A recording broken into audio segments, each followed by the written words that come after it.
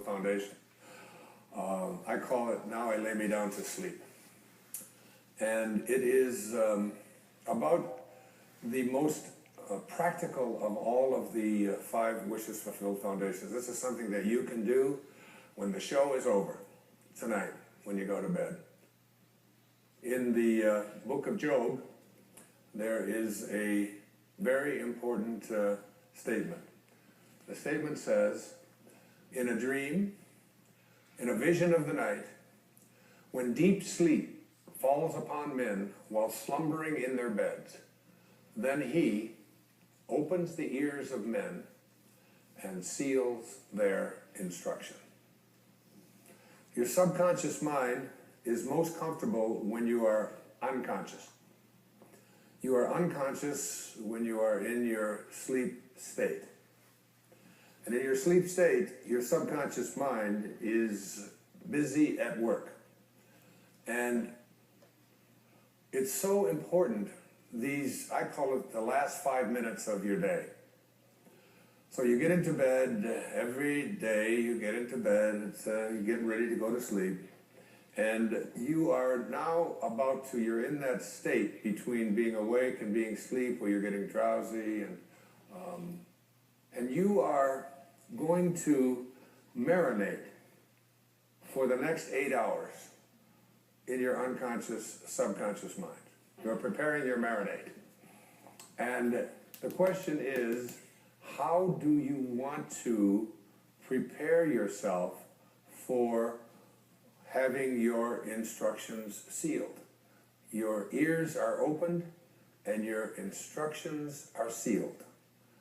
So most people use the last 5 minutes of their day as they're about to enter into sleep to review all of the things that they don't like, and all of the things that didn't work, and all of the people that hurt their feelings, and all of the stuff that is going on in their life that they wish weren't happening. This is their worry time. This is the time when you fill your mind with all of this stuff, and then you go off into sleep, and he opens your ears and seals your instructions while you are slumbering. That's right out of the book of Job. So what you want to do is reverse this practice, because your subconscious mind is listening to how you are asking the universe to provide for you what it is that you would like to attract or manifest into your life. And if you fill your subconscious mind with all of the things that you don't want, that you don't like, that make you unhappy, that make you depressed, that make you worry, then your subconscious mind, which is impersonal, and remember, it can't make a distinction between what it is that you are feeling as a result of what you place into your mind or what is actually happening in your life. It doesn't distinguish one from the other. It's totally impersonal. It's just open to suggestion. And here you are suggesting to your subconscious mind, which will, when you awaken, you will align with the universal subconscious mind, the one mind. You know, there's millions of people out there in the world. There's millions of you watching this program. And you can see the difference between each and every one of you on the basis of your appearances. But there's only one mind.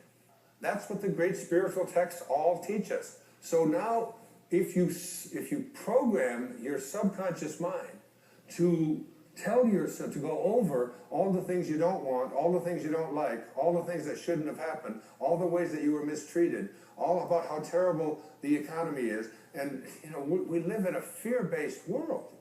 You want to shift away from that kind of consciousness and use the last 5 minutes of your day to program your subconscious mind with what you have placed into your imagination with your I ams. I am well. I say it to myself every night, especially when I get into that state, you know, that weird state where you're sort of half awake and you're half asleep, and you know you're heading towards that sort of that subconscious place. And I just remember what it says in the book of Job. I don't want my instructions sealed by going over, I am sick, I am poor, I am unhappy. I just say, I am content, I am lucky. When I wake up in the morning, I don't say, oh, good God, morning. It's the reverse. I say, good morning, God. You know, it's like being grateful rather than being in that place where the things that you don't want are what you have programmed your life to be. I always think of this as, you know, like you have a currency. And if I were to give you currency to go out and purchase what you want, and every place you went, you took this currency that you have to purchase what you want, and you purchase what you don't want, and then when you get home and you wonder why your house and your life is filled with everything that you don't want, it's because you're insane. That's just insanity. It is.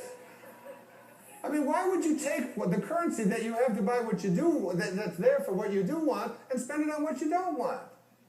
Well, the currency that you have for attracting into your life what you would like to have are your thoughts and your imagination and your I ams, your God consciousness. Why would you use it to say, I am unable, I am unlucky, I cannot, I will not? You're throttling, that's what it says in the I am discourses, you're throttling that great I am presence that is located within you.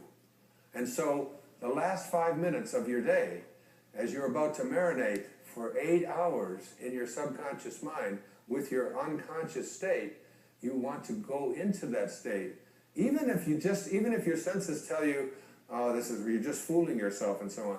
You don't want to use your senses and the internet and other people's opinions, what you see, what you hear. You want to let go of all of that and recognize that anything that you want to attract or create for yourself in your life begins with what you have placed in your imagination and have assumed the feeling of that wish fulfilled, and now you're going to practice it because you want.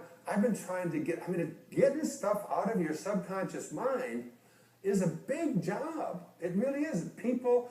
Most people are just not willing to do what it takes. I still can't get the Morse code out of my subconscious mind. I need to have a major deprogramming thing. There's that exit sign. It's always there. But that's just harmless. What isn't harmless is, you know, placing into your subconscious mind all the things that you're reviewing about what you don't like, about what didn't happen, about who mistreated you, about how sad you are, about how this can't happen. You are a creator.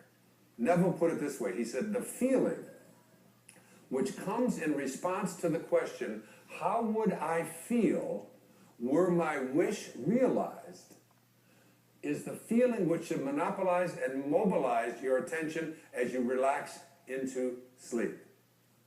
How would I feel were what it is that I would like to attract and create? And I don't care what it is, whether it's about the condition of your body, the disease state that you're in, the fact that you've been overweight for 3 centuries or 3 decades or whatever it is, the fact that you've been addicted, you ignore it. Even if you're drinking the coffee and doing the drugs and drinking alcohol or eating the sugar and so on, ignore what your senses tell you. Ignore what you see on the scale. Ignore all of that and say, I am sober.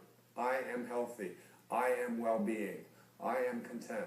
I am happy. I am perfect health. Because ultimately, that's how you will attract it. You have to be able to see the wish fulfilled already in advance and call those things which do not yet exist as though they do. Now, as I get ready to conclude,